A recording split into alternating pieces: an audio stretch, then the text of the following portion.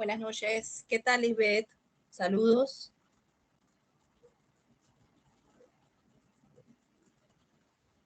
Nubia, buenas noches. Buenas noches, profesora. ¿Qué tal? ¿Cómo estamos? Muy bien, gracias a Dios. Me alegro mucho. Gracias a Dios, así es. Bien, vamos a dar inicio a la clase de hoy. Les voy a explicar sobre lo relacionado. Vamos a admitir acá a los compañeros que me están mandando solicitud para misión. Vamos a ver lo relacionado con la época del fin de la República y lo relacionado a la ley de las 12 tablas, que ya es la última parte referente a la ley que explicamos la semana antepasada, la ley de las 12 tablas hasta el fin de la República. Vamos a ver las fuentes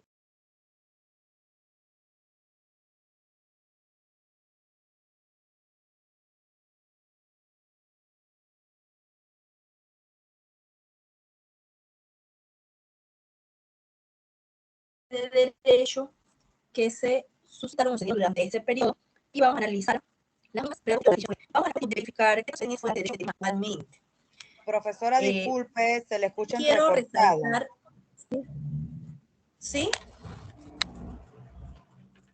¿Ahora sí me escuchan? Sí. ¿Sí? Bien, vamos a poner un poquito, de repente puede ser audio que se escuche bajito. Ahora sí. Ahí le subió un poquito el tono. ¿Se escucha mejor? Sí, profesora. Ah, perfecto, muchas gracias. Bien, como les decía, en el día de hoy vamos a explicar las fuentes del derecho romano, específicamente las fuentes que se dieron durante la República, y también vamos a hacer un estudio comparativo de esas fuentes con las fuentes que actualmente utilizamos dentro de lo que es la rama de todas las ciencias o de todos los elementos o de las diferentes cátedras que componen al derecho. Como yo les decía a ustedes, les expliqué en su momento, las fuentes del derecho son la costumbre, la ley, la jurisprudencia, los tratados internacionales, las normas, el derecho consuetudinario, los principios. Hay una serie de fuentes que todavía son utilizadas y se mantienen vigentes, y que estas fuentes, por regla general, son aplicadas en prácticamente todas las áreas o cátedras que componen el derecho. Pero en Roma, estas fuentes que les acabo de mencionar no existían como tales. En Roma se daban otros tipos de fuentes que ahora vamos a explicar.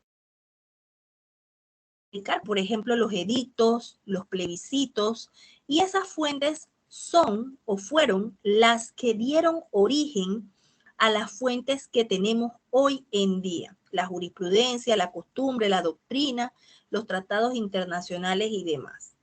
Ahora bien, ¿qué nos corresponde desarrollar en el día de hoy? Hoy nosotros vamos a estudiar dos temas, porque recuerden que la semana pasada yo les mandé a ustedes una imagen donde se establecía que después de las 5 de la tarde no se daba la clase, sin embargo se tenía que reponer. Así es que la clase de hoy va a ser doble, porque voy a reponerles la clase pasada y la clase que corresponde en el día de hoy. ¿Qué temas vamos a abordar en el día de hoy? Yo les voy a hacer un resumen porque tampoco los quiero a ustedes abrumar con tanta información. Vamos a hablar de las fuentes, como les mencioné, y vamos a explicar la ley de las 12 tablas a fin de la República. ¿Cuáles son las diferentes etapas que se desarrollaron en Roma? Hablamos de la monarquía, de la república,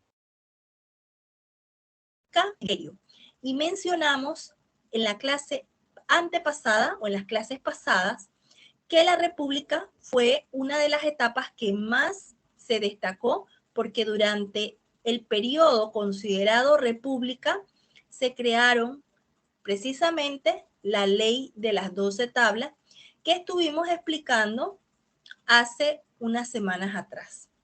También ustedes tienen pendiente conmigo un trabajo de investigación que yo les dije que se lo iba a crear en la plataforma, pero claro, como hemos tenido tantos días feriados, no se los creé porque yo sé que era imposible que ustedes de repente un 3 o un 4 de noviembre o un 5 se iban a sentar a desarrollar ese trabajo. Así es que el trabajo se los voy a crear para que ustedes lo desarrollen durante esta semana y lo puedan entregar hasta la próxima semana. Es decir, que les voy a dar la oportunidad para que en el término de 8 días ustedes puedan cumplir con ese trabajo de investigación.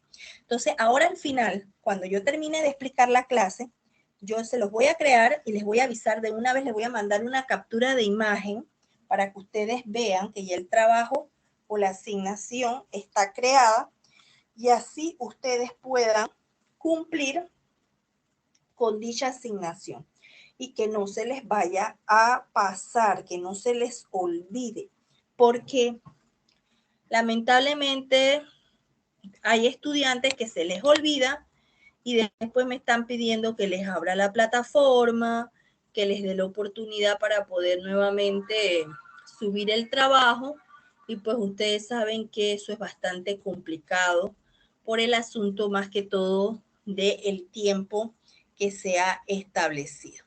Bien, vamos a dar entonces la explicación relacionada al tema que nos corresponde en el día de hoy. Vamos a hablar de la ley de las 12 tablas hasta el fin de la República y las fuentes del derecho en este periodo y comparación de las mismas con la fuente del derecho actual. Me gustaría saber si ustedes están en estos momentos visualizando la plataforma. Este material yo se los tengo que cargar a ustedes en el módulo 8 y también en el módulo 9. Así es que tan pronto terminemos, creo la actividad y les cargo este material. ¿Lo pueden visualizar? Les agradezco, por favor, me confirmen. Sí, profesora, sí Sí, se ve. profesora. Ajá, Se ve la muchas pantalla gracias. clara. Ajá, perfecto, muchas gracias. Bien, en el módulo de la ley de las 12 tablas hasta el fin de la República, quiero destacar lo siguiente. Recuerden que fue dentro del periodo conocido República que se elaboró la ley de las 12 tablas y durante este periodo también se crearon o se establecieron fuentes que fueron inspiradoras para el derecho romano, sobre todo para Roma. Y estas fuentes que ustedes ahora más adelante van a conocer son las fuentes que todavía se utilizan y que en muchas ocasiones pues han sido reemplazadas por las fuentes que nos ayudan a conocer un poco más el derecho.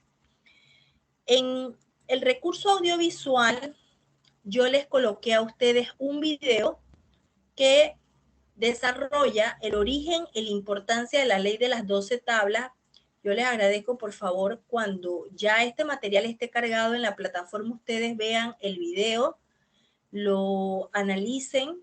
Es una explicación sucinta del contenido de las 12 tablas y les decía a ustedes en las clases pasadas que las tablas que fueron desarrolladas en Roma contenían diferentes tipos de procesos.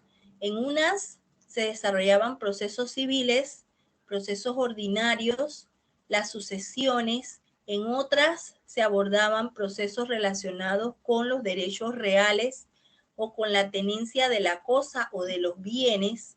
En otras se explicaba el derecho penal y se tocaba puntos relacionados con aquellas situaciones en donde una persona si cometía un delito, pues tenía que responder ante la ley de una forma rígida y prácticamente pues lo que él había hecho, a su vez Roma se lo iba a aplicar. parecido mucho a lo que conocemos como la ley del talión. Se manejaba un tanto esa figura. También en cuanto a aspectos relacionados con los procesos o los temas de derecho internacional, personas que pasaban por Roma, que no eran nacionales de Roma, sino más bien extranjeros, las leyes contenidas en esas tablas abordaban esos temas que por ende no se le escatimaba al extranjero reconocerle sus derechos. Sin embargo, el extranjero era visto como extranjero y el extranjero no tenía los mismos derechos que los romanos. Y ustedes observan, por ejemplo, en la Constitución Nacional de nuestro país, que los nacionales panameños tienen derechos que son propios de los nacionales panameños y que a los extranjeros, pues no es que no se les da derechos, sí se les da derechos, pero hay ciertas profesiones, ciertas actividades comerciales que son propiamente tales de los nacionales panameños y que no pueden desarrollar los extranjeros. Solamente se les permite desarrollar estas actividades cuando el extranjero se naturaliza, es decir, que adquiere la nacionalidad panameña, se hace panameño. Entonces, también esas figuras eran vistas desde la época de la República, el periodo de la República, y se determinaban ciertas situaciones o derechos específicos para los romanos y a los extranjeros se les exoneraba de esos derechos toda vez que por no ser romanos ellos no podían aspirar a ocupar cargos o ocupar posiciones que eran específicamente para los romanos. Entonces, todos estos puntos están desarrollados en este video y bueno, yo vuelvo y repito, voy a cargarles esta información ahora al final para que ustedes lo puedan visualizar. En la cápsula de conocimiento 1, hablando del legado jurídico, el legado jurídico que nos dejó la República, el periodo de la República fue el siguiente. Hubo un fenómeno de romanización recíproco, un proceso de ósmosis y endósmosis entre Roma y los territorios conquistados. Es decir, en esa época, hablamos también en las clases pasadas que se dieron guerras y que esas guerras eran para poder avanzar los romanos en la conquista de territorios. Y al conquistar esos territorios, pues se iba a dar también una situación que las personas que vivían en esos lugares tenían sus costumbres, tenían sus normativas, sus leyes propias de los lugares. Entonces, al unificar esos territorios, pues también se tenía que estructurar la ley de una forma que se pudiese aplicar tanto para los ciudadanos romanos como para esos ciudadanos extranjeros que habían sido conquistados. Entonces, por eso es que se habla del proceso de ósmosis y endósmosis entre Roma y los territorios conquistados. Dice, Plinio el Viejo captó muy bien la esencia de este proceso al definir a los romanos como omnium utilatum et virtutum rapacimi, pensamiento que con brevedad y exactitud recoge la idiosincrasia del pueblo romano. También que a pesar de las hostilidades y tensiones suscitadas en Grecia por la conquista romana del Mediterráneo occidental, Roma, con su talento permeable y universal, supo beneficiarse de la cultura griega, hasta el punto que la legislación contenida en la ley de las 12 tablas, el primer hito relativamente fijo de la historia del derecho romano, en la que los romanos veían el fundamento de toda su vida jurídica, no excluye, según Kunkel, que el impulso para la realización de la misma pudiese proceder del contacto de la cultura griega.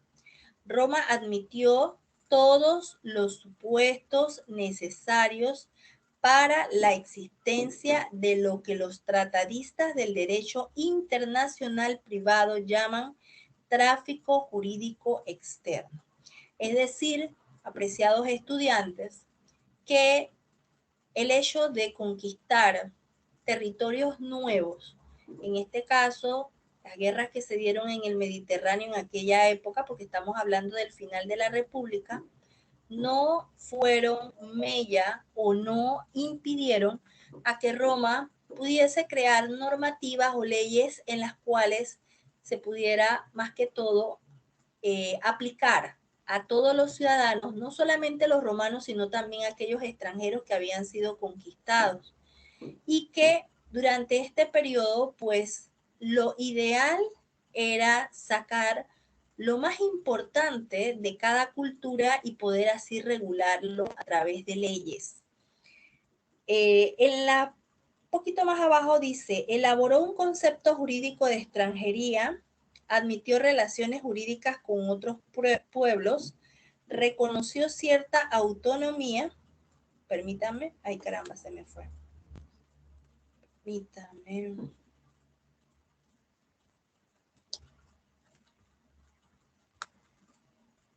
Aquí. Ajá. Elaboró un concepto jurídico de extranjería, admitió relaciones jurídicas con otros pueblos, reconoció cierta autonomía política y jurídica a otras comunidades y aceptó la coexistencia de distintos ordenamientos, no imponiendo la aplicación de uno en todos los supuestos, admitiendo que los súbditos viviesen con arreglo a las leyes personales, principio de la nacionalidad y personalidad del derecho. Bien.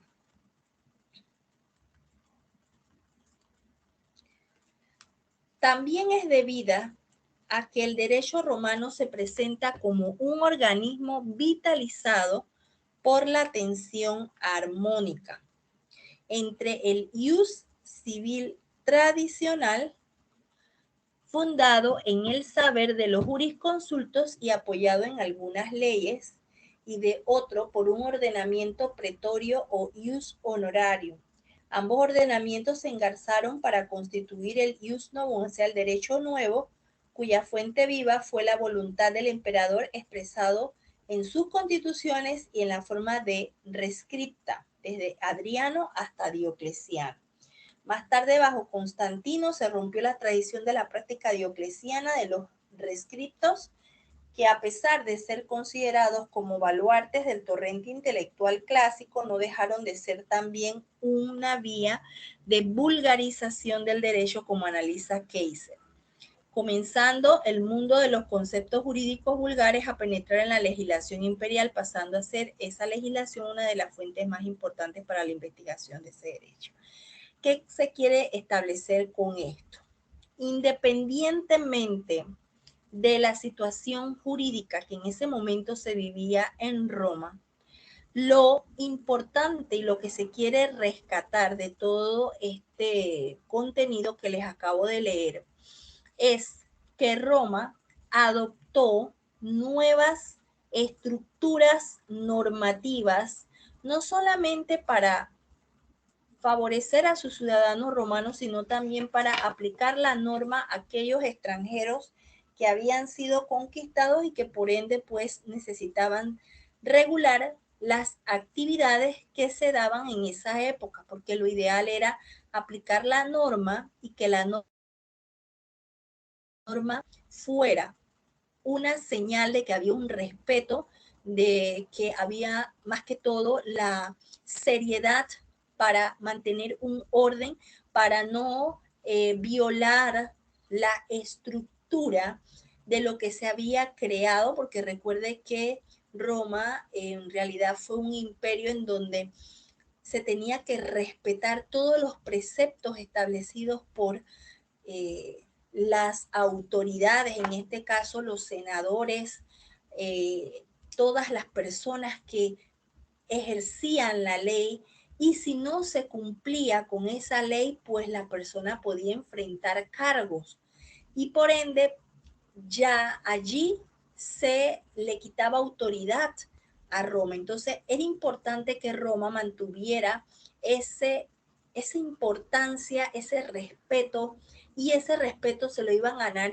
ellos a través de las normas, a través de las leyes, a través de la aplicación de las legislaciones o de los documentos que ellos estaban creando en ese momento. Bien. Aquí en actividades innovadoras, revisar y estudiar las fuentes del derecho romano, y en la cápsula de conocimiento 2 hablamos de las fuentes del derecho romano. ¿Cuáles son las fuentes del derecho romano? Y esto quiero que ustedes lo tengan claro y que no se les olvide. ¿Cuáles son las fuentes del derecho romano? Empezamos con la fuente que es la más conocida y que ustedes ya saben que es la que se aplica en todas las legislaciones, ya sea en la legislación del sistema romanista o del sistema anglosajón. Porque tenemos dos legislaciones que son muy conocidas y que yo se las expliqué a ustedes en las primeras clases, como un law o sistema anglosajón, y el sistema romanista, que es el sistema que nosotros manejamos actualmente, el derecho constitucional, el derecho consuetudinario, que es aquel que se encuentra codificado. La ley es la fuente más importante del derecho romano. La ley es la fuente más importante del derecho romano. ¿Y por qué la ley es la fuente del derecho romano más importante? Porque la ley es la que establece todos los parámetros, las indicaciones, establece todos los preceptos que por ende van a demarcar la importancia de darle seguimiento a las conductas que realiza una persona o la sociedad. Entonces, es a través de la ley que nosotros vamos a descubrir qué podemos y qué no podemos hacer. Y esto no es nuevo. Desde Roma, desde la época de la monarquía, de la república y del imperio, se establecían las leyes porque las leyes eran los elementos básicos a través de los cuales se podía mantener un orden social. Y por ende, la ley siempre para Roma fue importante, fue muy relevante. Entonces esa fue una fuente y es una fuente todavía que se ha mantenido con el paso de los años. Aquí ustedes pueden observar, dice, permite el matrimonio legítimo entre plebeyos y patricios. Ya en la época de la República, y yo se los mencioné a ustedes también en las clases pasadas, con la República, al crearse la ley de las 12 tablas, surge también un movimiento importante que es la igualdad entre las partes. Y esta igualdad que anteriormente era vista como remota de que se pudiese lograr, ya se le da la oportunidad a aquellas parejas entre patricios y plebeyos que se habían creado, que se habían conocido, que se habían tratado y que estaban enamorados y que pues, no se podían casar, se les da la oportunidad a que ellos puedan contraer matrimonio. Y esto sucedió en el año 345 antes de Jesucristo y constituyó uno de los triunfos más importantes alcanzados por aquellos en su lucha por la equiparación social. Miren qué interesante esto, porque lamentablemente en esos tiempos había mucho o se daba mucho la brecha social, pues los patricios eran, como les decía a ustedes, personas extremadamente pudientes, personas que tenían todo el caudal, terratenientes, personas con mucho poderío, y ellos pues estaban prácticamente, solamente podían unirse con sus propias personas, con su propia clase social, y los plebeyos pues son personas de acá, del pueblo, no contaban con esa notoriedad de ser personas pudientes o de tener grandes cosas, simplemente ellos lo que hacían era cumplir como todo ciudadano con sus funciones en Roma, tener su familia, tener, bueno, cultivar la tierra, hacer oficios, pero no eran vistos como personas con esa estirpe, con esa notoriedad que se les daba a los patricios. Entonces, en esa época, precisamente en la República, se les concede la oportunidad por primera vez a los patricios poder contraer matrimonio con los plebeyos. En el segundo párrafo dice, poco a poco los plebeyos van franqueando las barreras que los separan de los patricios y sucesivamente obtienen el desempeño de las diferentes funciones públicas. Ya pueden aspirar a puestos como pretura, para puestos de censura, también pueden aspirar a puestos de ser pontífices y llegan finalmente a ocupar en el año 500 el sitial de Gran Pontífice. Otorga fuerza obligatoria a las decisiones, a los plebiscitos de los plebeyos en los concilia plebis, no solo respecto de estos, sino también de los patricios. Es decir, la palabra plebiscito viene de plebeyo. Los plebiscitos eran ordenanzas o documentos emitidos por los plebeyos y allí pues ellos emitían su opinión, daban su punto de vista, emitían su concepto relacionado a un tema jurídico específico y ya a ellos se les consideraba parte de esas figuras relevantes para poder emitir sus opiniones relacionadas a temas legales. Bien, permítame un segundito. Seguimos.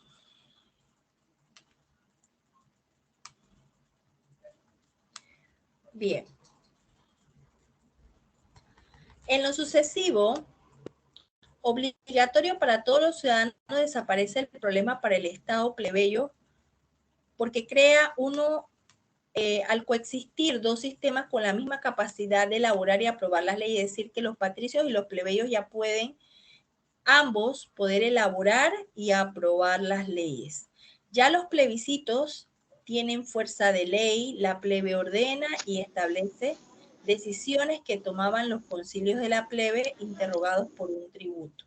Si fuera el pueblo el que ordena y establece, se trataría de una ley rogada. A partir de esta ley, regía lo mismo para los patricios que para los plebeyos, aunque eran votados en las asambleas, en la misma domina el mayor número de población prudente.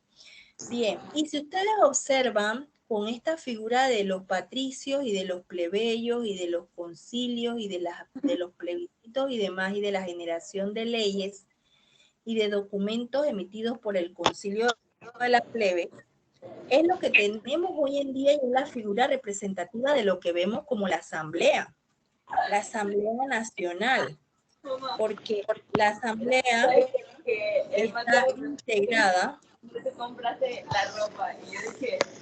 La Asamblea está integrada precisamente por las personas que son escogidas por el Estado, por la población panameña, por la sociedad, ¿verdad?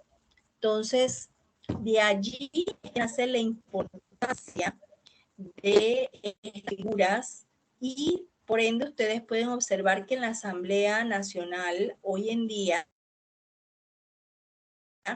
hay toda clase de personas que se postulan a esos cargos de diputados. Ustedes pueden ver que hay doctores, hay personas que están preparadas, que no tienen tampoco suficientes estudios, pero están en eso, están estudiando y que el pueblo votó por ellos, vio que tenían la capacidad para poder ejercer ese cargo.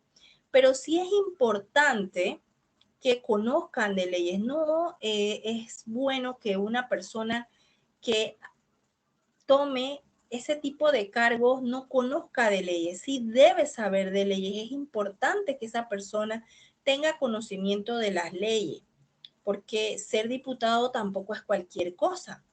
Ser diputado es proponer leyes, es presentar proyectos de leyes y que esas leyes sean favorables para la nación, que esas leyes permitan el crecimiento social. Bueno, así mismo sucedió en Roma.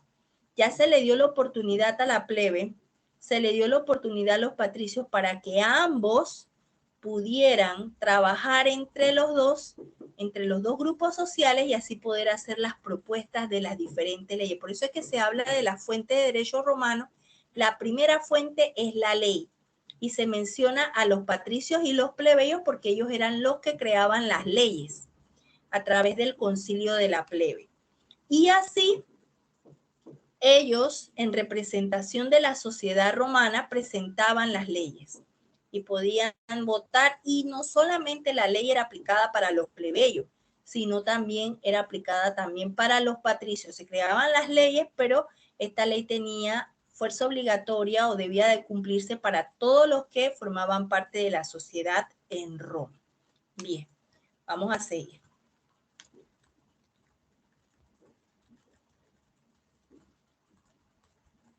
Otro de las fuentes del derecho romano fueron los plebiscitos. Plebiscitos, para que lo anoten, por favor. Hablamos de la ley, ahora vienen los plebiscitos. ¿Y qué son los plebiscitos? Son decisiones de la plebe en las concilias plebis a propuestas de un tribuno, magistrados eminentes populares, destinados a regir exclusivamente sus propias actividades. A partir de la sanción de la ley Hortensia, sus disposiciones se aplican tanto a los plebeyos como al patriciado. Desde ese momento adquieren de carácter de verdaderas leyes. Generalmente se refieren a cuestiones de derecho privado, siendo los principales plebiscitos la ley Falcidia sobre legados, la ley Cincia sobre donaciones, la ley Aquila sobre daño causado injustamente. Estos plebiscitos o estos documentos que ustedes observan aquí, la ley Falcidia sobre los legados. Cuando hablamos de legado, ¿a qué nos referimos? Al hablar de legado referimos a los bienes que se le dejan a una persona, ¿verdad? Usted puede dejar un legado a una amistad, a una persona conocida. Entonces, eso se manejaba a través de los plebiscitos, que eran conocidos como documentos o leyes emitidas por el Concilia Plebi y que no solamente se aplicaban para los plebeyos, sino también para todos en general. Otra de las figuras o de los plebiscitos conocidos fue la ley Cincia, que trata sobre las donaciones. Y si nosotros analizamos la figura de las donaciones hoy en día en el derecho civil, ¿qué es una donación? Una donación es cuando un familiar le cede o le entrega un bien a otro familiar. En este caso, por ejemplo, los padres le donan a sus hijos el derecho sobre una propiedad. Y esto se ve mucho hoy en día. Por ejemplo, si ustedes tienen una casa y ustedes quieren donarla, ustedes la pueden donar, pero la donan a sus hijos para que estos no tengan que pagar impuestos o para que ustedes más que todo no tengan que pagar. Y se maneja esta figura de la donación porque muchas personas quieren evitar que los familiares, cuando ellos como personas fallezcan, tengan que recurrir a el proceso de sucesión, porque es más complicado. Entonces, yo siempre le comento a las personas que conversan conmigo sobre este tema de las sucesiones y cómo evitarlas, es mejor dejar todo arreglado en vida, a tener que posteriormente recurrir a un proceso de sucesión, porque los procesos de sucesión no son tan fáciles de desarrollar. Los procesos de sucesión a veces demoran hasta 2 años incluso 3. A mí me tocó en una ocasión desarrollar un proceso de sucesión que me demoró 4 años.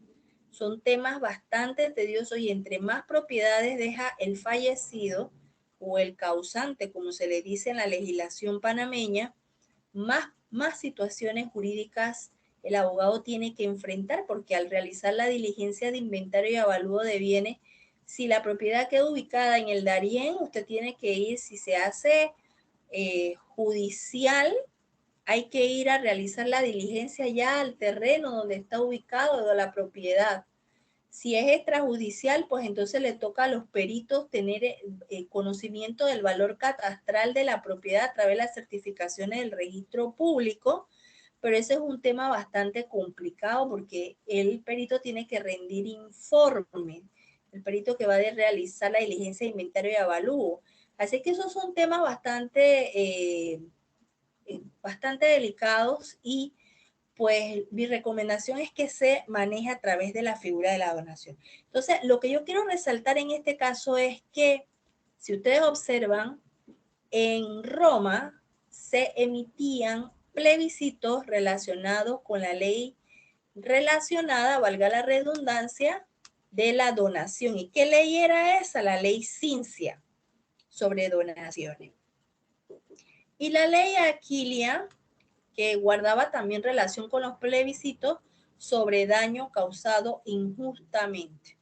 Hoy en día nosotros tenemos procesos en los cuales podemos reclamar los daños y perjuicios que se nos han realizado en nuestra contra o en contra de nuestros clientes. Si usted realiza un contrato de pago por servicios profesionales y usted dejó de percibir una suma o esa persona hizo que usted de alguna forma cayera en algún problema o que tuviera usted que enfrentar alguna situación jurídica por el incumplimiento de un contrato, usted puede reclamar el resarcimiento de los daños y perjuicios. Pues en Roma se establecía también esta figura a través de los plebiscitos, la ley Aquila, en la cual se desarrollaba la figura de los daños y perjuicios, daño causado injustamente. Otra de las fuentes, hablamos de la ley, de los plebiscitos y ahora vamos a los edictos. Los edictos eran considerados también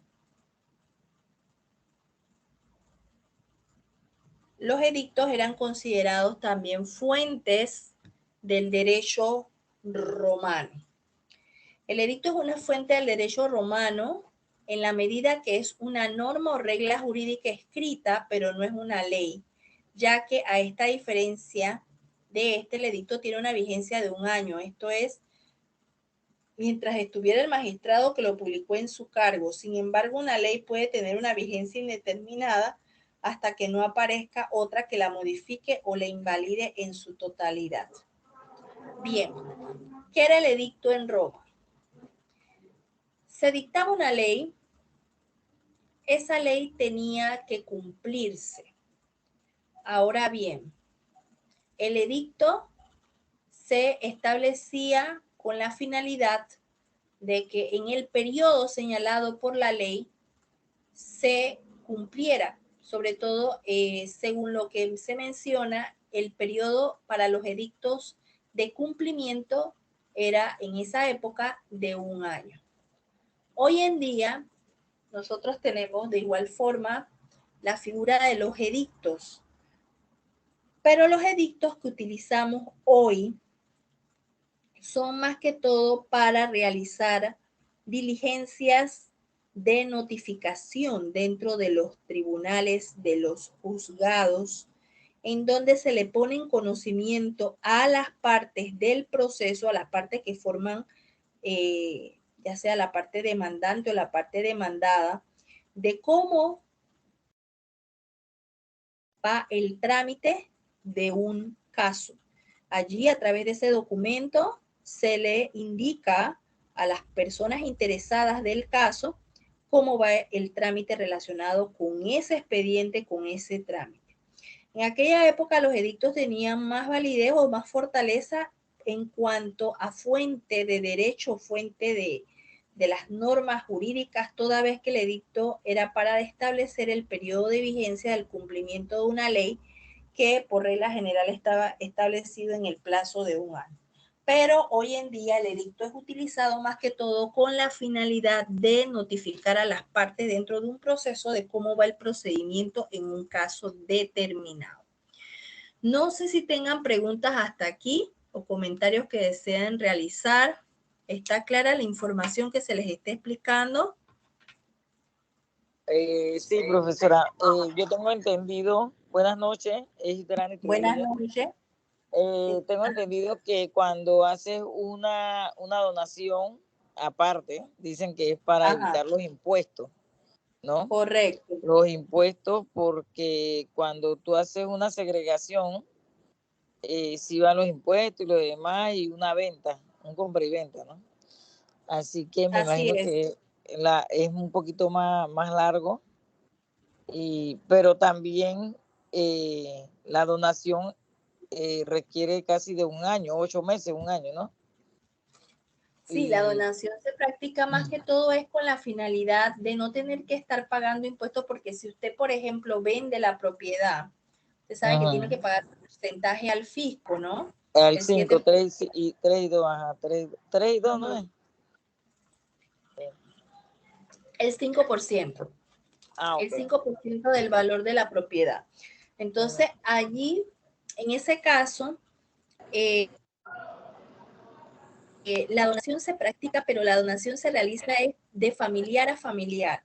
Ah, ok. Ya cuando se trata de figuras como la compraventa, que ya esa es otra historia, la compraventa sí no puede obviar el pago del impuesto, porque ahí como se está haciendo una transacción de carácter comercial, porque sería un acto de comercio.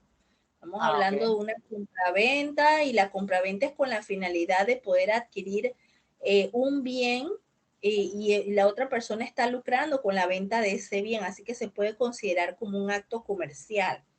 Si es un acto de comercio, pues lógicamente tiene que pagar un porcentaje al Estado por la transacción comercial que está realizando. Así es que Eso en no, este caso, esa parte no la sabía. No, o sea que es familiar, familia con familia.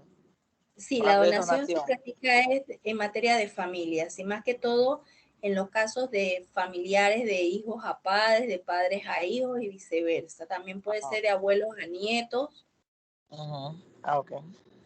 Está contemplado en el Código Civil, y ahí establece todas las pautas para poderla realizar, lo que es el procedimiento. Entonces, pero mire, lo interesante de esto es que esa figura nace en el derecho romano, específicamente en el periodo de la República, a través de los plebiscitos. Y en los plebiscitos es que se regula esa situación de la donación, que es la ley Cincia que les acabamos de explicar, y la ley Aquila, que es de la reclamación de los daños causados.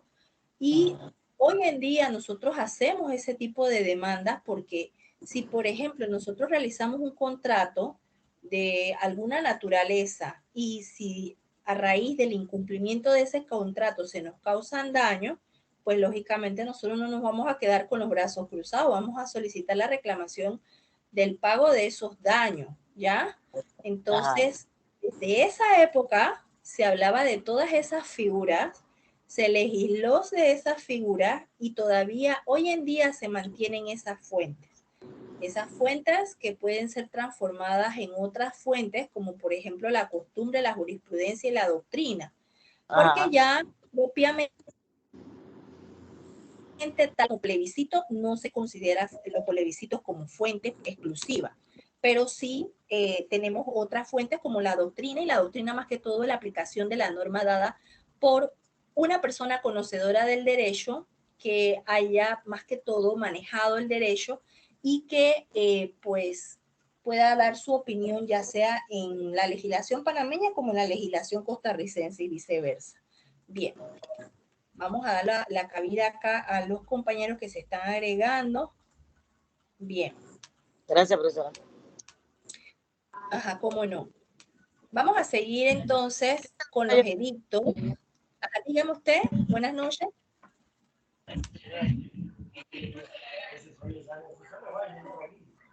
¿Algún estudiante que desee participar?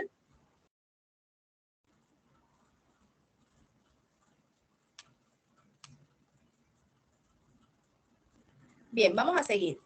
Vamos a explicar entonces los edictos. Dice, los magistrados en virtud del ius edicendi, en el momento de tomar posesión de su cargo, publicaban un edicto. Ya les dije a ustedes que por tema de tiempo ellos aplicaban este edicto por la vigencia de un año, en donde se expresaban las principales reglas que iban a estar vigentes en un año de mandato. De especial importancia es el edicto del pretor, ya que el actuar como magistrados en los procesos del ordo ludicirium privatorium anualmente actualizaba en su edicto las reglas que iban a aplicarse, perfeccionándose de forma periódica y ágil muchas de las instituciones de derecho privado, además de dar contenido a una de las ramas del derecho romano, el ius honorarium.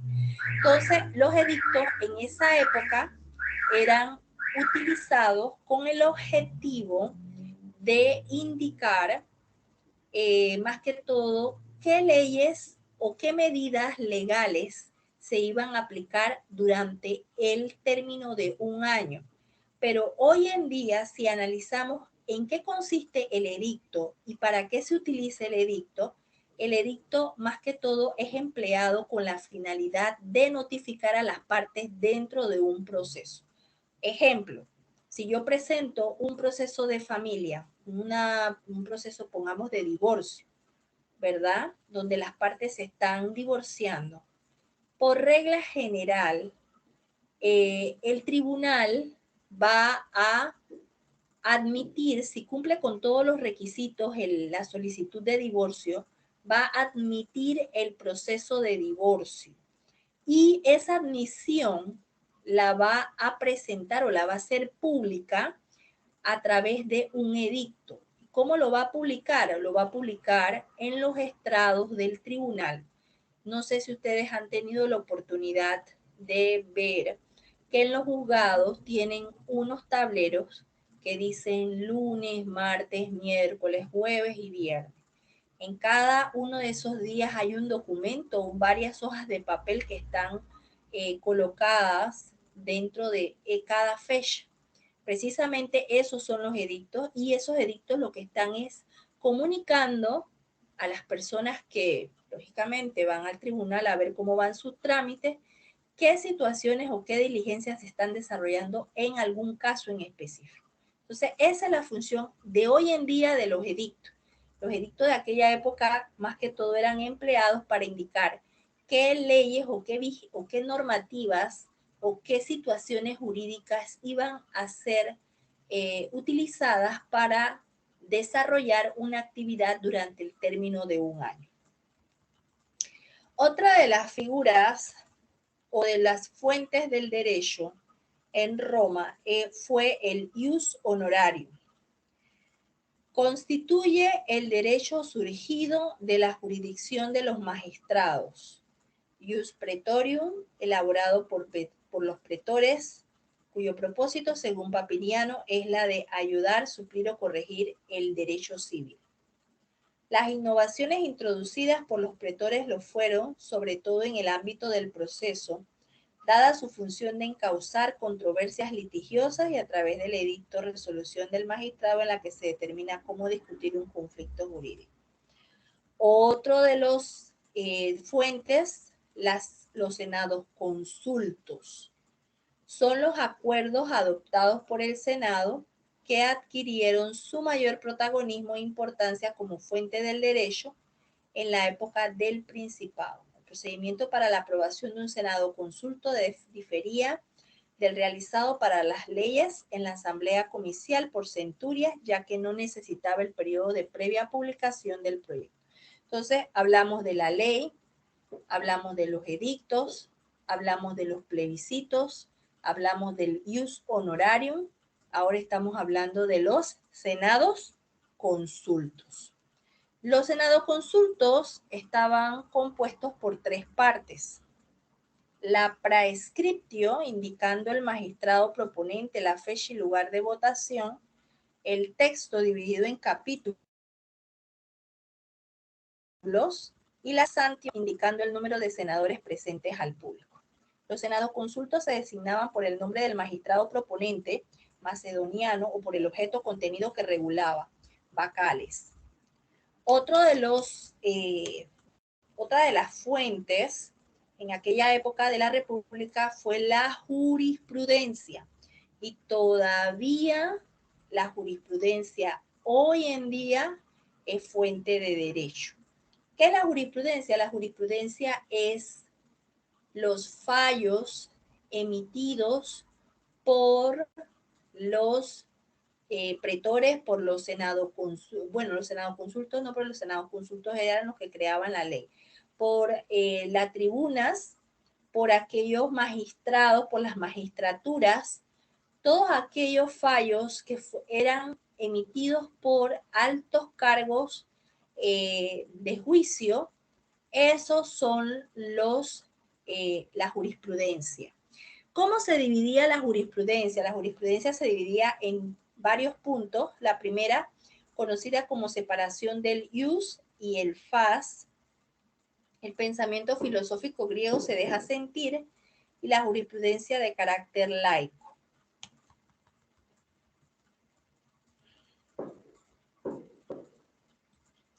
Otra de las fuentes del derecho romano en el periodo de la República fueron las constituciones imperiales, que son resoluciones de tipo legislativo dictadas por el emperador con carácter de obligatorio cumplimiento. Nacieron en esta época como una nueva fuente del derecho que emanaba directamente del príncipe y fueron escasas durante los primeros tiempos del principado, pero poco a poco se fueron haciendo más numerosas hasta llegar a convertirse en la fuente más importante del derecho romano diocleciano. De allí que adquirieron el nombre de leges, frente a los iura que lo conformaban el resto de las fuentes del derecho. También dentro del Principado se dictaban otro tipo de documentos dentro de lo que eran las constituciones imperiales, las edictas, las decretas, pero bueno, no vamos a entrar en tanta información. Ya ustedes saben que las fuentes en Roma fueron, a ver, ¿quién me las menciona? Un repaso. La ley, Ajá. los plebiscitos, los edictos, los ius honorarium, los senados consultos. Muy bien. Excelente. La jurisprudencia. A ver, ¿quién fue la que participó? Selene Famanía, profesora. A Selene Famanía. Muchas gracias, Selene. Excelente. Bien, plebiscitos, senado consultos, edictos, ley, jurisprudencia, ¿verdad? Constituciones imperiales. Todos esos fueron parte de las fuentes del derecho romano. Así es que, y sobre todo en la parte relacionada con la figura de la República, que fue el segundo periodo. Entonces, aquí yo les voy a estar agregando a ustedes al final del módulo, bueno, en realidad sería en el módulo 8, permítanme un segundito, déjenme nada más verificar un asunto aquí. En el módulo, ¿dónde se los tengo que agregar? Porque estamos en la semana 10, si mal no recuerdo. Estamos reponiendo una clase, que fue la clase de la semana pasada. Porque yo les mandé a ustedes no sé si recuerdan que les mandé a ustedes un aviso donde yo les indicaba que en efecto no se iba a dar clase después de las 5. Sin embargo, si no se daba clase, pues tengo el deber de reponerle. Entonces, ahorita mismo estamos reponiendo esa clase.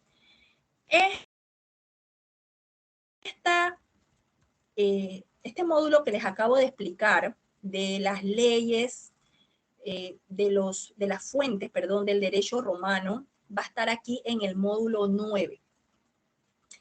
Y en el módulo 8, yo les voy a crear a ustedes la actividad de la importancia de la ley de las 12 tablas. Aquí donde dice añadir una actividad, ahora yo se las voy a crear para que ustedes, antes del módulo 9, lógicamente, para que ustedes durante estos días, a partir de mañana, bueno, yo sé que muchos de ustedes no van a tener el tiempo de sentarse a hacerlo porque algunos salen a pasear con la familia, a distraerse un rato viendo los desfiles y demás, pero sí van a tener todos estos días, el viernes, el sábado, el domingo, el lunes, martes, miércoles, se los voy a dejar la actividad disponible hasta el próximo jueves, ¿verdad? Para que ustedes puedan subir su análisis de la importancia de la ley de las 12 tablas, que va a estar aquí en el módulo 8. Y en el módulo 9 les voy a cargar la información que les acabo de explicar. El módulo 10, que es la semana que nos corresponde, nosotros vamos a desarrollarle a ustedes para, me imagino que ustedes ahorita mismo están anotando lo que les estoy explicando.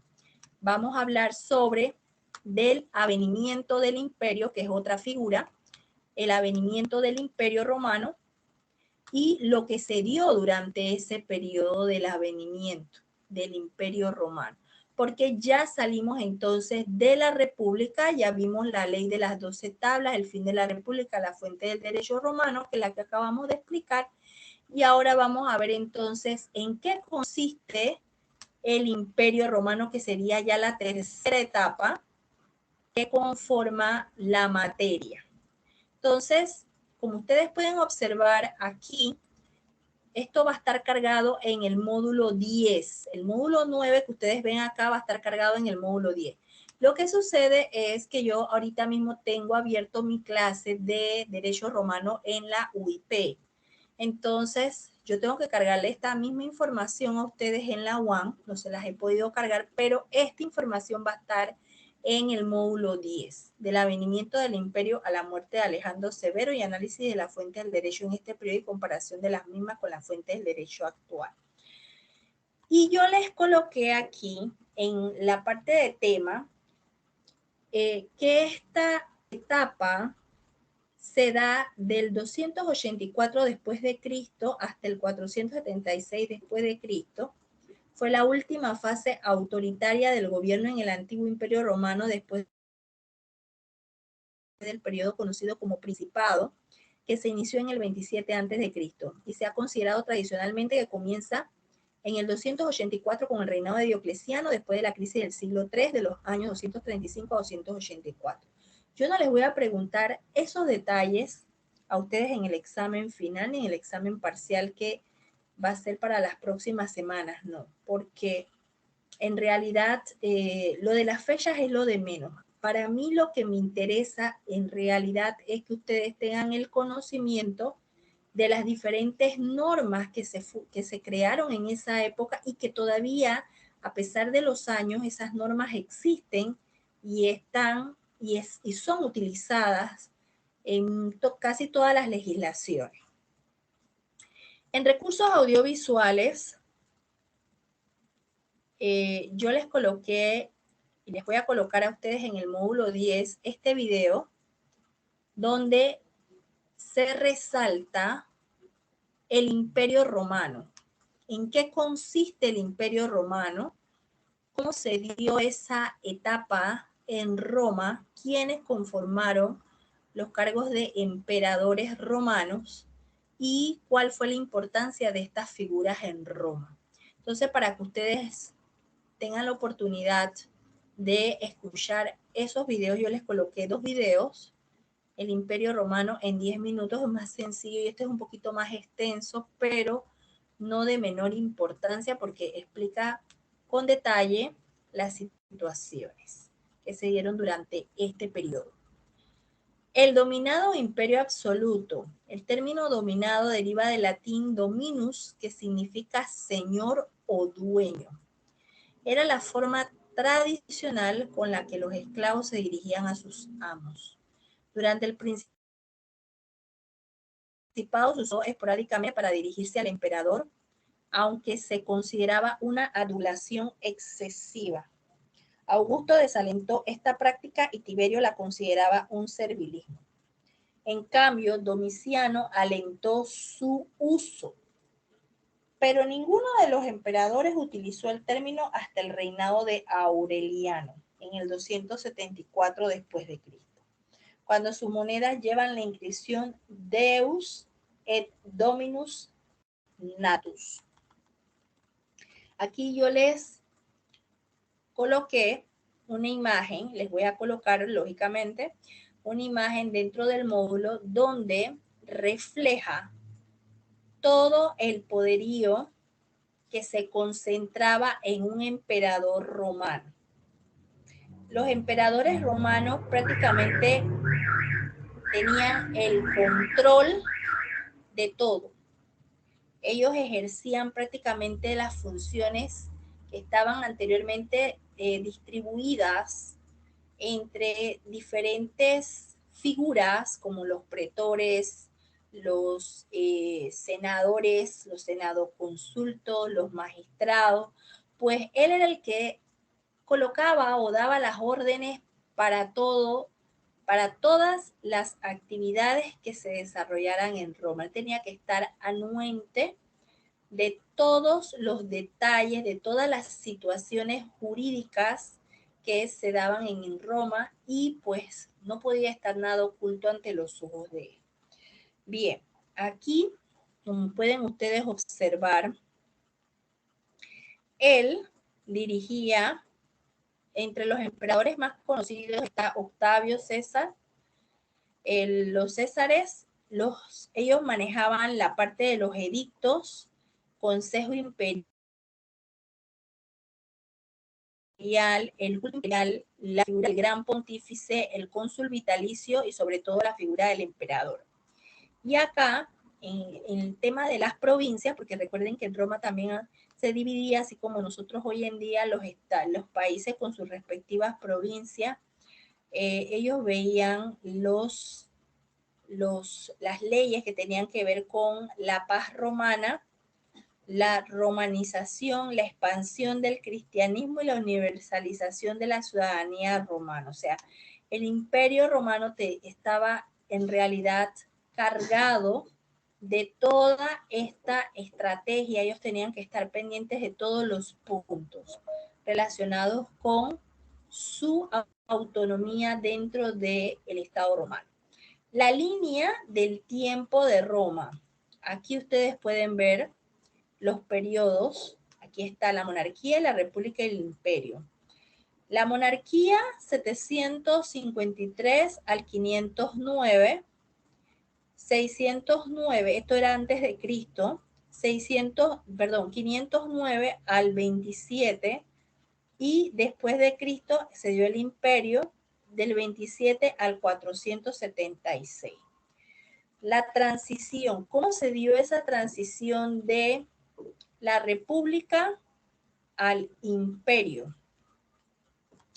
Dice, el sistema de gobierno del dominado surgió como respuesta a los 50 años de caos de la crisis del siglo III. Las usurpaciones, insurrecciones y conflictos militares revelaron la debilidad del Estado romano bajo el Principado y vieron un movimiento gradual hacia una versión más formalmente autocrática que comenzó después del 285 después de Cristo. En términos generales se ve una gradual exclusión de la élite senatorial al alto mando militar y una elevación paralela del orden ecuestre, así como la reorganización de las fuerzas armadas. Cambios en la vestimenta imperial, reforma monetaria y creación de una burocracia civil imperial. Los historiadores contemporáneos rechazan la interpretación de una transición del principado al dominado tan claramente ocurrida. Más bien la tildan de una transformación más sutil y gradual, en la cual las reformas de Diocleciano en el oficio imperial, aunque significativas, son solo un punto de una larga lista. Sin embargo, la distinción entre las dos fases principales del gobierno imperial se antoja importante y útil. Yo les pido a ustedes que en cuanto a actividades innovadoras revisen las fuentes del derecho romano durante el imperio, que también son muy parecidas a las fuentes del derecho romano que se utilizaron en la república.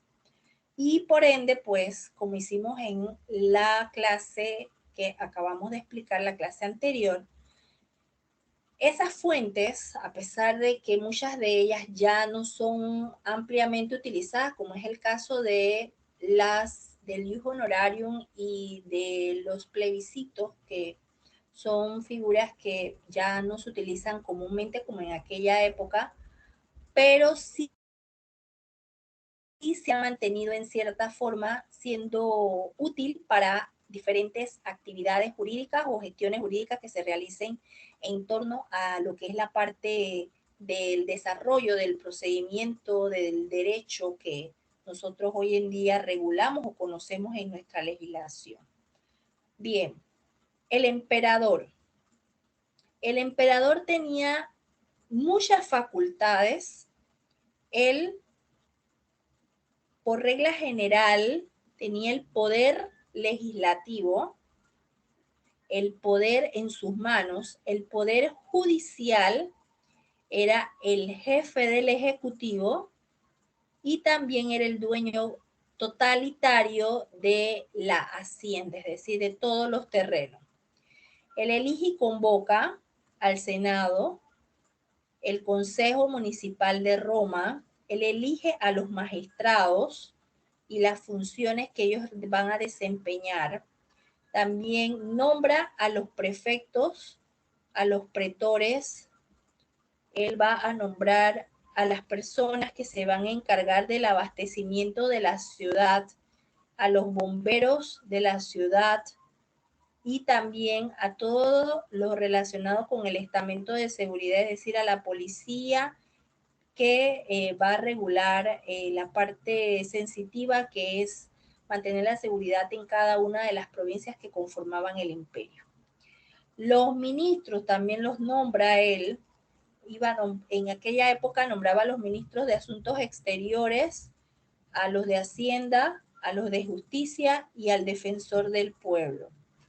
Esa figura del defensor del pueblo es de esa época, imagínense ustedes. Entonces, es interesante, miren, todas las situaciones que estaban en manos del emperador. El emperador prácticamente era el jefe absoluto de todo y él regulaba todo lo relacionado al imperio. Bien, emperadores múltiples. Bajo el imperio, la carga imperial fue cada vez más compartida entre colegas. El llamado consortium imperil fue Diocleciano quien introdujo esta forma de gobierno bajo un sistema llamado tetrarquía, que originalmente consistía en la existencia de 2 coemperadores Augustos y 2 emperadores subordinados o junior Césares, que compartían el poder imperial. Este modelo duró hasta el 289 después de Cristo y hasta el 324 después de Cristo. Tras la muerte de Constantino I en 337, el imperio volvió a compartir múltiples Augustis, es decir, Augustos. El modelo se volvió permanente en 364 con la llegada de Valentiniano I, que compartió el trono con su hermano Valente. Bien. En esa época, en el imperio, en el año 527, ascendió al trono imperial el emperador Justiniano, que reinaría hasta su muerte en el año 565. Su obra como gobernante se destaca tanto en el ámbito político y militar como en el religioso y en el jurídico. En el primer aspecto pretendió restaurar el antiguo imperio romano, logrando reconquistar algunos de los territorios invadidos por los bárbaros: África, Córcega, Cerdeña, Sicilia, Italia y parte de la península ibérica. Aunque no todos estos territorios los conservara durante su largo reinado. En lo religioso trató de unificar las creencias en imponer el cristianismo ortodoxo como religión oficial del imperio. En lo jurídico llevó a cabo una gran labor legislativa gracias a la cual estamos en posibilidad de estudiar el derecho romano, que es lo que ustedes también van a realizar, un trabajo de investigación que yo les voy a colocar a ustedes sobre el Código de Justiniano. Ahora al final vamos a ver qué queda pendiente para que ustedes cumplan conmigo el cuatrimestre, porque ya estamos prácticamente finalizando, estamos en la semana 10.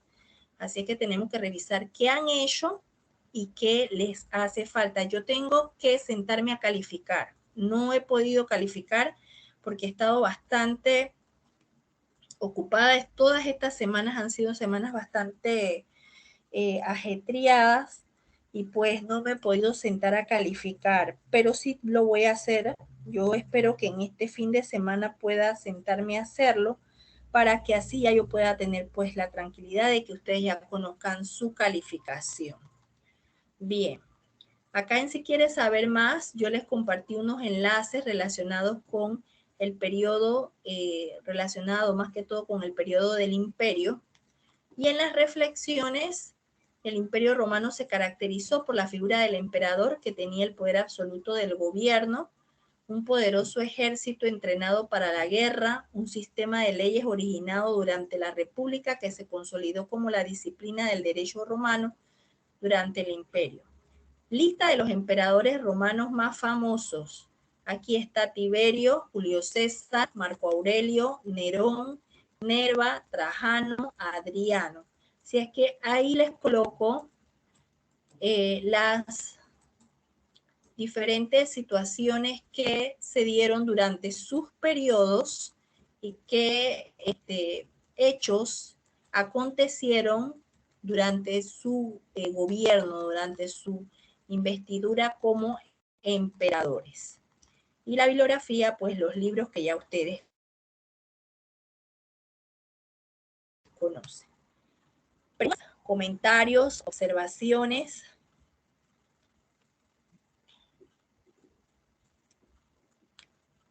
Comentarios, preguntas, chicos.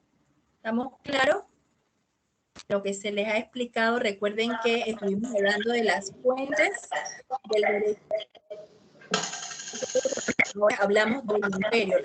Termina la república, ingresa el imperio ingresa con la finalidad de abordar más que todo los aspectos relacionados con la figura del emperador y este emperador que tenía total poder absoluto sobre el Estado romano y sobre las leyes. Bien, vamos a pasar lista de asistencia y vamos a revisar qué temas quedan pendientes para evaluar. Isaac Flores. Presente, profe. Ajá, Isdrani Trujillo. Presente, profesora. Ok, permítanme un segundito. Ajá. Lainet Vergara. Lisbeth González. Presente, profesora. Ajá. Mauricio. Presente, profesora. Noelia Fernanda.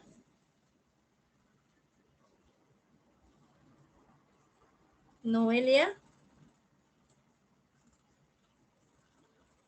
Nubia Correa. Presente, profesora. Yaciel. Presente, profesora. Perfecto. Bien. Por favor, anoten lo que voy a decir. Porque Profesora, disculpe, y los que no llamó, ¿quién no llamé? a mí, a Selene Famanino. Yo la llamé. No, profesora. No me escuchó, sí. No escuché. Acabo Y de la llamar. misma profesora tiene el micrófono dañado, no puede contestarle, profe, para que sepa que está en clase. ¿Cómo?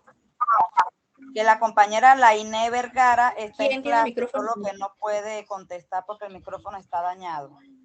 Ah, sí. Ah, bueno, gracias por avisarme. Perfecto, bien. Vamos a revisar entonces qué actividades tienen ustedes pendientes conmigo y vamos a observar acá lo siguiente.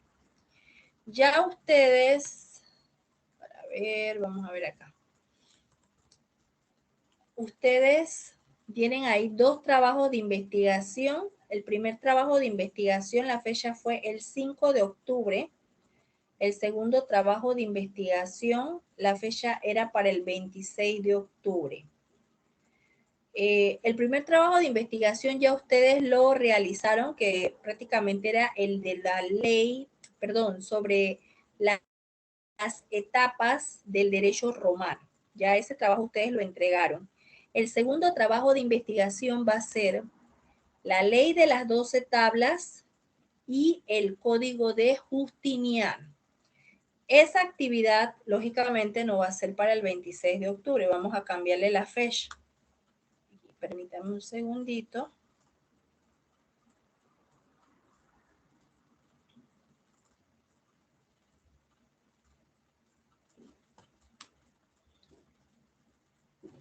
Vamos a editar esta fecha. Y esa actividad ustedes la van a desarrollar desde mañana, 10 de noviembre. Se las voy a dejar, bueno, las voy a crear desde hoy, pero ustedes la van a desarrollar a partir, vamos a ponerle 11. Fecha 11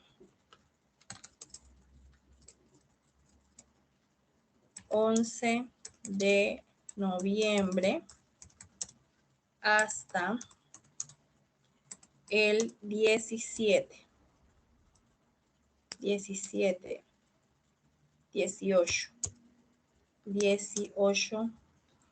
de noviembre. 18 de noviembre, me corrigen por favor, es el próximo viernes, ¿verdad?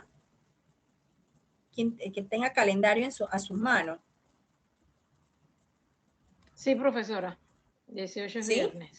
Sí. Ajá, perfecto. Entonces, ustedes van a tener ese segundo trabajo de investigación. Noelia, usted está conectada, porque Noelia es una de las estudiantes que yo siento que ella está conectada, pero no sé si me está escuchando y después me está preguntando. O la mamá de Noelia, ella es menor de edad. Buenas noches. Ajá. Sí, soy Anote, Noelia, por disculpe. favor. Ajá. Anote fecha del segundo trabajo de investigación. 11 de noviembre hasta el 18 de noviembre. Su mamá si está allí, que le tome la nota. 11 de noviembre hasta el 18 de noviembre. ¿Cuándo es 11? El viernes, ¿verdad? A partir del próximo viernes, este viernes, porque mañana es 10, mañana es jueves. El viernes, a partir del viernes hasta el 18 de noviembre, ustedes van a tener la oportunidad de subir este trabajo de investigación. ¿Y en qué consiste el trabajo de investigación? Investigar, valga la redundancia, la importancia de la ley de las 12 tablas, qué contenido tiene esas leyes y el código de Justiniano, su importancia, quién lo creó, para qué sirve, cuál fue la relevancia de ese código de Justiniano en nuestro sistema romanista que nos regula hoy en día, ¿ya? Lógicamente yo le tengo que poner a ustedes los parámetros en la actividad. Eso que les acabo de decir se los voy a colocar en los parámetros. ¿Dónde ustedes van a ver visible esta actividad? En el módulo 9. Módulo 9. Ya ustedes realizaron un primer parcial el 19 de octubre. Ese parcial se los tengo que calificar. Tienen pendiente un segundo parcial. Ese parcial no se los voy a colocar el 16 de noviembre. Ese parcial se los voy a colocar. Déjenme decirles cuándo.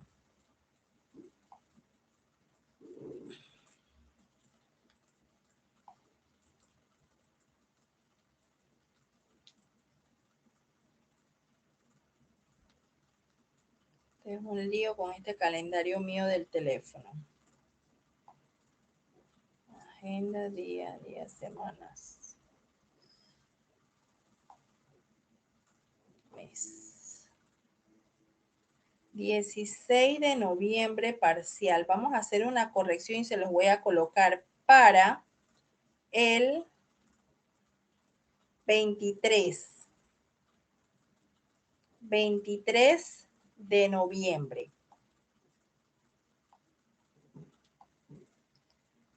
23 de noviembre. va a ser su segundo parcial.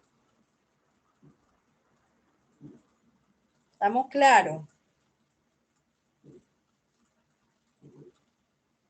Yes. Preguntas. Vamos a corregir aquí. No va a ser el 16, sino el 23 de noviembre. Parcial de Derecho Romano. ¿Por qué se los estoy corriendo? Porque estamos reponiendo hoy la clase de la semana pasada y la otra semana yo les voy a explicar otro material más para que puedan tener más información y puedan estudiar para su segundo parcial. El parcial va a ser de la semana 8, 9, 10, 11. Porque la próxima semana va a ser la 11. 8, 9, 10 y 11. 4 módulos tienen que estudiar. ¿Preguntas o comentarios? Pregunten, chicos, que estamos reunidos. Salgan de la duda. Fecha 23 de noviembre. ¿Desde qué módulo, profesora, permiso, desde qué módulo empieza el parcial? 8, 9, 10 y 11. Y 11. Ajá, exacto. Listo, La próxima profesora, gracias. Les voy a explicar el módulo 11. Módulo 11. Dios mediante. Y el examen final. Bien, yo quiero hacerles una propuesta a ustedes, a ver ustedes qué me dicen, pero me hubiera gustado que estuvieran todos conectados para que hubiéramos conversado, pero de igual forma eso lo podemos plantear en el grupo. Yo les puedo mandar un audio y ahí ustedes me tienen que dar su opinión. En vez de colocarles exámenes, así como ya ustedes lo han estado realizando, ustedes me desarrollan el examen y me lo suben a la plataforma, les quería más que todo proponer que ustedes me realicen o un video o unas diapositivas. Ya dependerá de ustedes de cuál modalidad deseen desarrollar. Donde ustedes me hacen un resumen de todos los módulos que se han explicado en el cuatrimestre. ¿Ya? Explicándome la importancia de cada periodo, las figuras más relevantes de lo que ustedes comprendieron de la materia, o sea, todos los aspectos que ustedes consideraron interesantes de la materia. Ustedes me suben la diapositiva, yo les creo la actividad, me suben la diapositiva y ya ese sería su examen final. No sé qué les parece la idea. Para que no tengan que estar desarrollando examen, hagan mejor su diapositiva o elaboren un video en YouTube y me comparten el link. Me lo colocan en Word, en un formato Word, el link, y me lo suben a la actividad para que yo pueda ver el video donde ustedes me explican lo que ustedes aprendieron de la materia, de cada módulo. O me pueden hacer también las diapositivas desarrollándome todos los aspectos que ustedes consideraron relevantes de los módulos de la materia. A ver, ¿qué me dicen? Les escucho sus opiniones. Profesora, yo votaría por lo que es la diapositiva. No, si pueden hacerlo ya sea o de una o de la otra forma. Sería la libertad de escoger. Ok.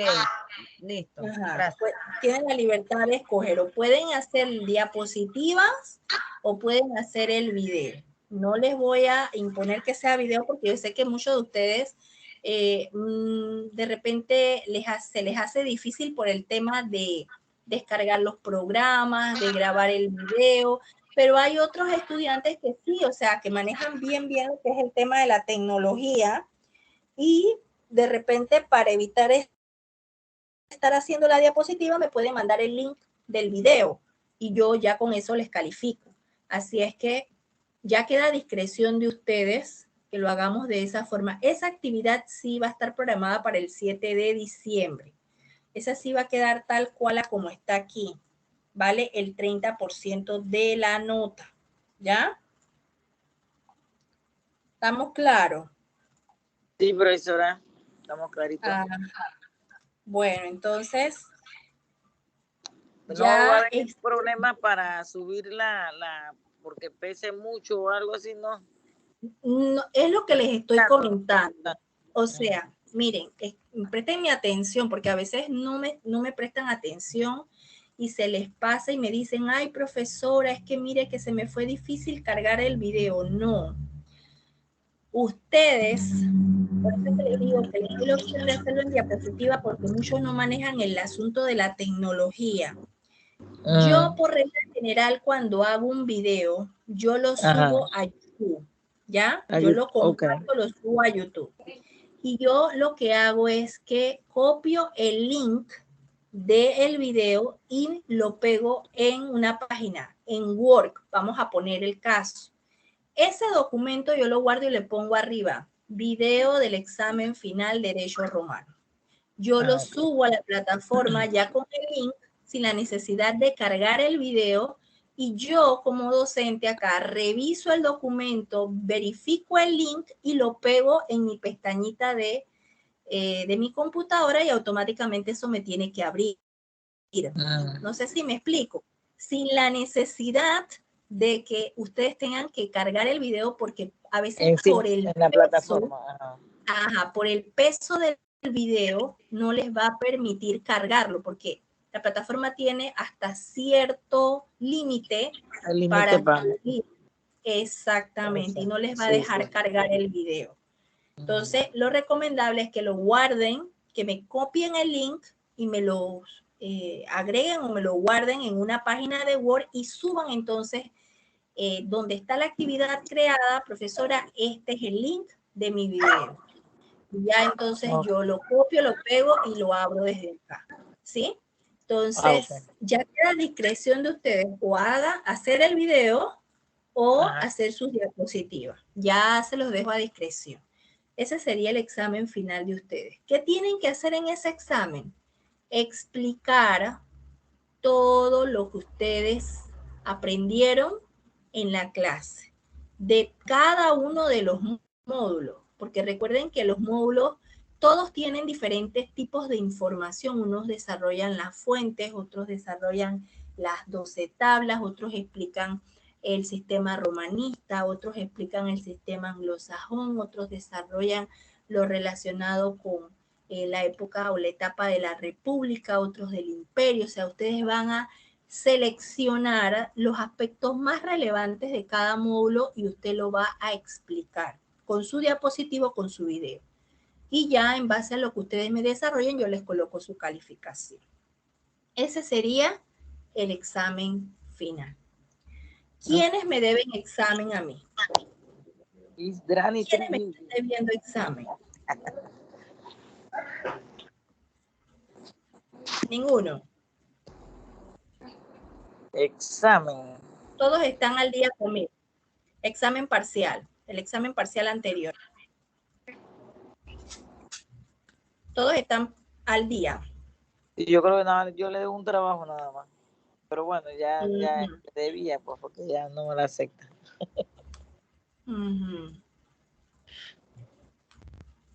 Bueno, entonces estamos en contacto. Profesora, una consulta.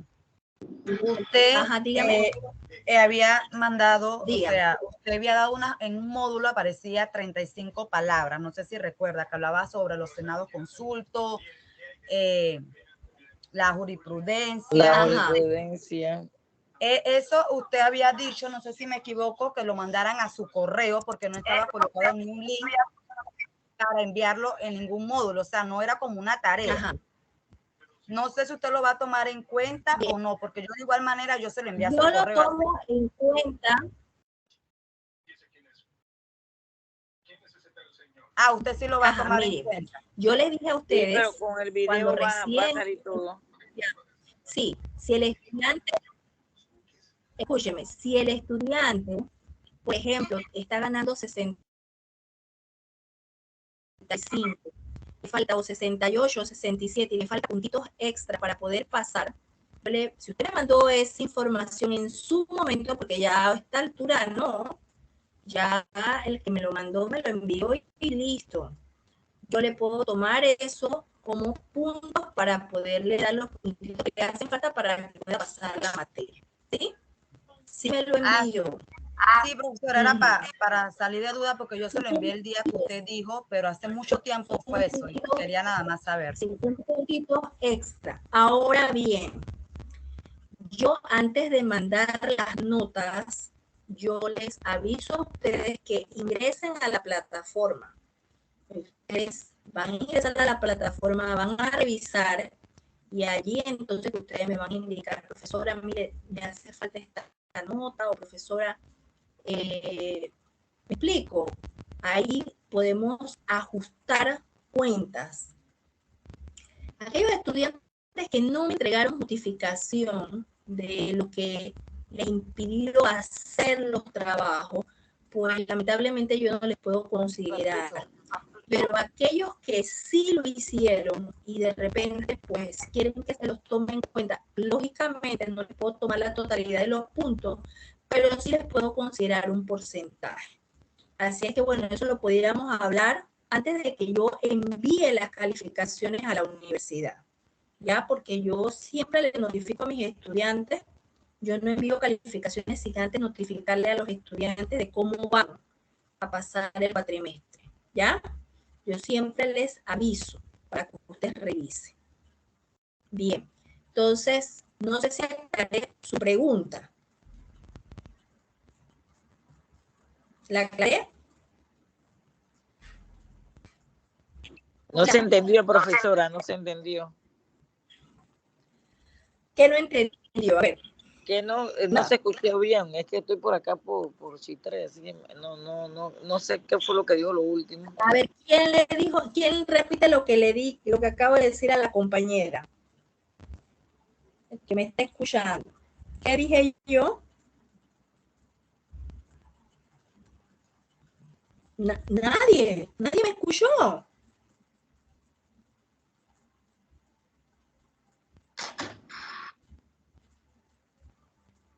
Selene. Profesora, permiso, es que me acabo de enterar que la compañera Griselda Vite está hospitalizada y que no se pudo conectar a la clase. Ella sufre de asma y parece que está hospitalizada, para que sepa, profesora. Sí, pero yo lo que quiero es que ustedes me expliquen a mí qué fue lo que yo dije.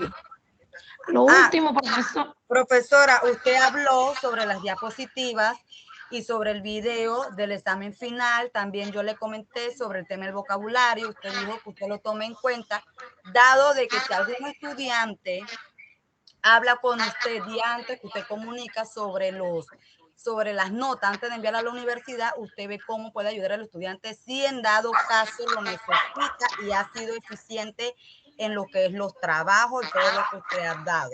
Correcto. Ahora sí me escuchó, compañera, la que estaba con la duda. ¿Sí? Ajá. Bueno, entonces eso es lo que yo quiero que ustedes tengan claro. Así es que yo no mando calificación sin antes hablar con ustedes, coordinar con ustedes, porque de repente pues hubo en algún momento alguna notificación que no pude haber visto la cantidad de información que a mí me llega a los correos. Y ahí ustedes me pueden sacar de la duda. Me pueden decir, profesora, pero si yo le notifiqué, profesora, pero si yo le avisé, y yo puedo revisar y allí podemos ajustar las calificaciones. ¿Ya? Listo. Muchachos, gracias por la asistencia. Que pasen buenas noches. Y nos vemos el próximo miércoles. Cuídense mucho. Buenas noches, profesora. Buenas noches. Hasta luego. Hasta luego. Bueno.